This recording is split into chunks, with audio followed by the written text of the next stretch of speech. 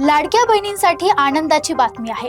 February महिन्याचा 1500 रुपयांचा हप्ता लवकरच खात्यात जमा होण्याची शक्यता आहे। राज्य सरकारने 277 कोटी रुपयांचा निधी मंजूर केला आहे। तसेच ई-केवायसी दुरुस्तीसाठी 31 मार्च पर्यंतची मुदत ठेवण्यात आली आहे। लाडकी बहीण योजनेच्या लाभार्थी महिलांसाठी एक मोठी अपडेट समोर येत आहे।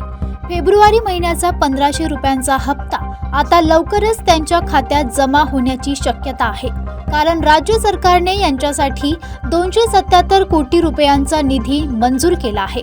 त्यामुळे येत्या काही दिवसात पैसे जमा होऊ शकतात। दरम्यान ज्या महिलांनी अजूनही केवायसी पूर्ण केलेली नाही किंवा चुकीची माहिती भरली आहे त्यांच्यासाठी 31 मार्च पर्यंत दुरुस्तीची संधी देण्यात आली आहे। वेळेत केवायसी पूर्ण केली नाही तर हप्ता थांबू शकतो। त्यामुळे लगेचच आपली प्रक्रिया पूर्ण करून घ्या आणि योजनेचा लाभ कायम ठेवा।